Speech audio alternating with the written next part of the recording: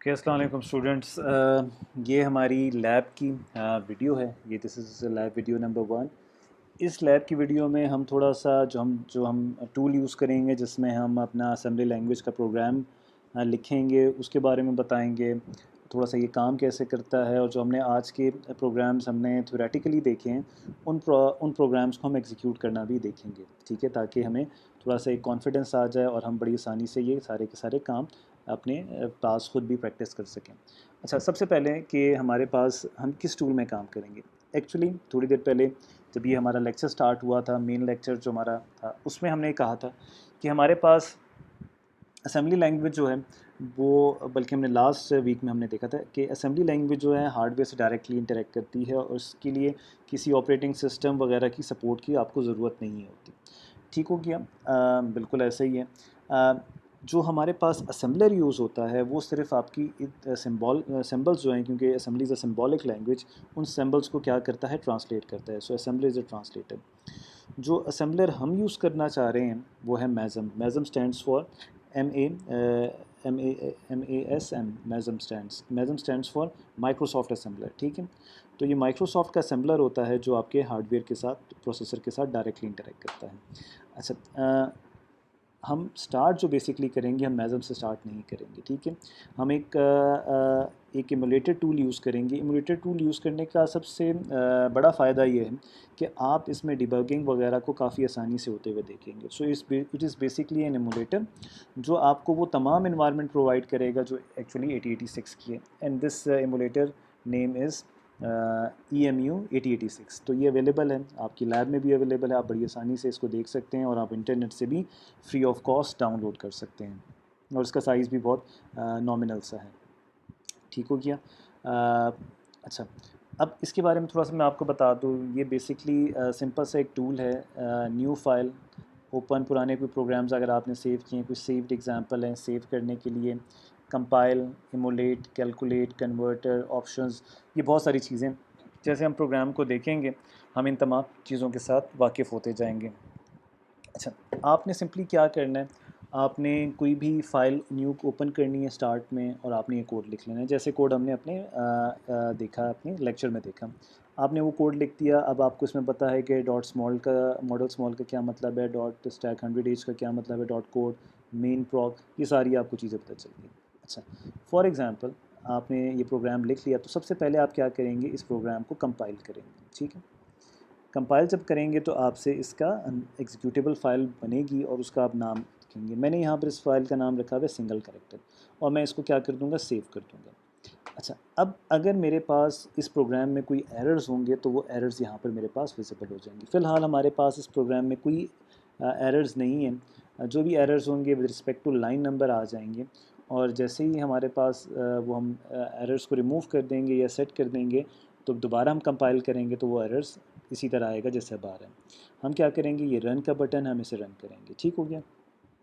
अच्छा, अब जैसे मैंने आपसे कहा था कि ये वही प्रोग्राम है जिसमें हम एक करैक्टर को इनपुट कर रहे हैं, और हमने फंक्शन नंबर 1 यूज़ किया है। तो हम बेसिकली क्या कर रहे हैं, ये पहले हम इसको इस तरह रन करके देखते हैं, और फिर हम बैक एंड पर क्या देखेंगे, ये कैसे काम करता है हम ये देखेंगे।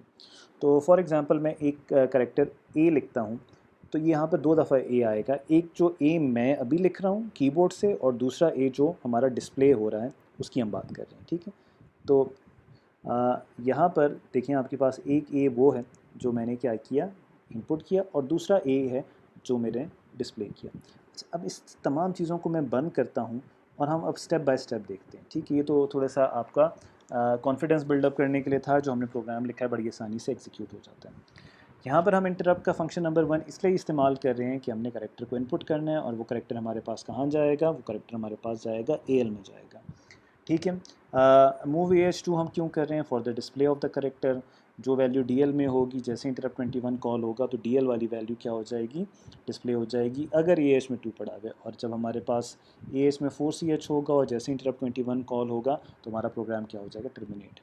अब हम इस प्रोग्राम को एमुलेट करते हैं। एमुलेट हमें स्टेप बाय स्टेप चीज़ें बताएगा, ठीक है। अच्छा, यहाँ पर आपके पास क्या है, यहाँ पर आपके पास जब हम एमुलेट में आते हैं तो ये आपके पास वही कोड आ गया सारा। अगर आप यहाँ से इसको ज़रा मैं नीचे कर लेता हूँ तो आपको ये कोड नज़र आ रहे हैं, और ये वही कोड आपके सामने लिखा हुआ है, तो ये क्लियरली आपको नज़र आ रहा है। ठीक हो गया। अच्छा, यहाँ पर साइड में आपके पास ये तमाम रजिस्टर्स आ रहे हैं। ये वही रजिस्टर्स हैं जो हमने लास्ट लेक्चर में देखे थे। जर्नल पर्पस रजिस्टर है, सेगमेंट रजिस्टर है, इंडेक्स एंड पॉइंटर रजिस्टर्स हैं, और ये फिर सेगमेंट रजिस्टर्स आ गए। ठीक हो गया। अब ये साथ साथ आपको इनकी वैल्यू अपडेट करना भी बताते जाएंगे। फ़िलहाल क्योंकि हमारी ये फ़र्स्ट लैब है तो मैं ज़्यादा कॉम्प्लेक्सिटीज़ में नहीं जाऊँगा, लेकिन हम यहाँ पर रजिस्टर्स की वैल्यूज़ को देख लेते हैं। फ़िलहाल हम इस कोड में ज़्यादा इंटरेस्टेड AH रजिस्टर में, यानी AX की हायर बाइट में रजिस्टर है। हम AX की लोअर बाइट AL में वो हैं, और फिर हम DL में इंटरेस्टेड हैं, यानी DX की लोअर बाइट में। बाकी रजिस्टर्स को हम ज़्यादा फ़िलहाल अभी हम फोकस नहीं कर रहे। और यहाँ पर हम लोड करने का मतलब है पूरा प्रोग्राम लोड करना, दोबारा रीलोड करने का है, रीस्टार्ट। सिंगल स्टेप पे जाएंगे तो हम स्टेप बाय स्टेप हमें पता चलेगा। अभी हम इस स्टेप पे खड़े हैं, ठीक है। और हमारा इंस्ट्रक्शन पॉइंटर जो है, जैसे हमने लास्ट लेक्चर की लास्ट में हमने कहा था, ये नेक्स्ट एड्रेस को प्रोग्राम के नेक्स्ट एड्रेस को, इंस्ट्रक्शन एड्रेस ऑफ इंस्ट्रक्शन को पॉइंट करता होता है। तो हम अभी रन पे नहीं जाएंगे क्योंकि थोड़ी देर पहले हमने रन किया था तो हमें फाइनल आउटपुट की तरफ ले गया था। हम यहाँ पर ये चाह रहे हैं कि हम स्टेप बाय स्टेप हर चीज़ को देखें और कैसे एग्जीक्यूट होती है हमने ये देखना। तो हम सिंगल स्टेप पे जाते हैं। अच्छा, जैसे ही हम इसको करेंगे तो हमारे पास AH में क्या चला जाएगा, 1 चला जाएगा, क्योंकि मूव AH 1 है, यानी सोर्स से डेस्टिनेशन में वैल्यू चली जाएगी। हम देखते हैं ये होता है या नहीं होता। जैसे ही हमने किया तो आपने देखा AH में 1 चला गया, यानी प्रोसेसर के रजिस्टर एक्यूमुलेटर रजिस्टर की जो हायर बाइट है उसमें 1 चला गया, और ये हमने फंक्शन के लिए किया। अब हमने इंटरप्ट 21 कॉल किया है। जैसे हम इंटरप्ट 21 कॉल करेंगे तो हमसे हमारा जो कंप्यूटर है, हमारा प्रोसेसर क्या मांगेगा, एक करेक्टर इनपुट मांगेगा, ठीक है। वो करेक्टर इनपुट जैसे ही इंटरप्ट 21 कॉल होगा, AH की वैल्यू चेक करेगा, अगर वो 1 है तो हमसे क्या मांगेगा, एक करेक्टर मांगेगा, ठीक है। हम इसको सिंगल स्टेप पे जाते हैं। ठीक हो गया। अब हम बायोस में चले गए। बायोस हमारे पास वो जगह है जहाँ पर हमारा इंटरप्ट डिफाइन हुआ है, यानी मैंने आपसे पहले भी कहा था, इंटरप्ट हमारे जो मैन्युफैक्चरर होता है उसने पहले से प्री डिफाइंड इंस्ट्रक्शंस लिखी होती हैं, ठीक है। अब बायोस में बेसिक इनपुट आउटपुट सिस्टम में चले गए, और जैसे ही हमने ये एग्जीक्यूट किया, AH में 1 पड़ा हुआ है। अब हमसे ये कर्सर ब्लिंक कर रहा है और हमसे ये करेक्टर मांग रहा है। फॉर एग्जांपल मैं यहाँ पर लिख देता हूँ A, ठीक है। अब A तो मैंने लिख दिया, आगे फर्दर कुछ नहीं हुआ। इसलिए कुछ नहीं हुआ क्योंकि अब हमारे पास क्या चला गया, हमारे पास जो AL है, AL में 41 चला गया। आप लोग कंफ्यूज ना होना, कैपिटल A का तो आप कहेंगे जी S की वैल्यू 65 है। बेसिकली यहाँ जो आपको वैल्यूज़ नज़र आ रही हैं ये हेक्साडेसिमल आ रही हैं, और अगर मैं आपको हेक्साडेसिमल का ASCII कोड दिखाऊं तो आप यहाँ पर देख सकते हैं। ये इस सिमुलेटर में ASCII कोड्स भी नज़र आ रहे हैं। तो ये हमारे पास आ गए, और ये डेसिमल में है। और यहाँ पर अगर आप कैपिटल A का देखें तो ये 41 हेक्साडेसिमल में आ रहा है, ठीक है। ये हेक्साडेसिमल में 41 आ रहा है, तो यहाँ पर आपको ये क्लियर हो गया। तो हमने यहाँ पर A इनपुट कर दिया है और हमें पता चल गया है कि हमारे पास AL में जो हमारे पास इनपुट करेक्टर है वो कहाँ पर आ गया है, वो हमारे पास आ गया है AL में। ठीक हो गया। अब हम जरा नेक्स्ट स्टेप पे जाते हैं और हम देखते हैं कि आगे क्या होगा, ठीक है। वापस हम आ गए, हम नेक्स्ट स्टेप पे सिंगल स्टेप पे गए। अब हम आ गए मूव AH 2 में चले गए। अब ये लाइन एग्जीक्यूट नहीं हुई, हमारे इंस्ट्रक्शन पॉइंटर ने हमें यहाँ पर ले गए, लाइन नंबर 4 पे ले गए। अब जैसे ही मैं इसको नेक्स्ट स्टेप करूँगा तो मेरे पास AH की वैल्यू अपडेट होकर क्या हो गई है, 2 हो गई, ठीक है। अब मैंने DL में AL की वैल्यू मूव करनी है। AL में क्या पड़ा है, 41, ये वाली वैल्यू DL में जानी चाहिए, ठीक है। जैसे हमने किया तो ये DL में चली गई, ठीक है। हमारे पास DL रजिस्टर जो है प्रोसेसर का उसमें चली गई। अब जब हम नेक्स्ट सिंगल स्टेप करेंगे तो हमारे पास क्या होगा, इंटरप्ट 21 फिर बायोस पे चला जाएगा, वहाँ पर AH में फंक्शन नंबर 2 पड़ा हुआ है और हमारे पास करेक्टर डिस्प्ले होगा, ठीक है। और फिर हम बाद में बात करते हैं, ठीक हो गया। तो अब हम बायोस में चले गए, यहाँ पर हम फंक्शन नंबर 2 पर जाएंगे और हमारे पास क्या होगा, ये दूसरा करेक्टर जो अब यहाँ पर डिस्प्ले हुआ, ये बेसिकली इसलिए हुआ है कि हमने DL में AL की वैल्यू मूव करके function number 2 of interrupt 21 call किया तो हमारे पास हो गया। अब जैसे हम सिंगल करेक्टर करेंगे तो हम वापस आ गए हैं अपने प्रोग्राम की तरफ। अब हमारे पास AH में 4C चला जाएगा। अब देखें 4C चला गया, और जैसे इंटरप्ट 21 आएगा तो हम अपना जो कंट्रोल है प्रोग्राम का, प्रोसेसर का, वो वापस किसको दे देंगे, हम अपने ऑपरेटिंग सिस्टम को दे देंगे। हम चेक करते हैं, ठीक है।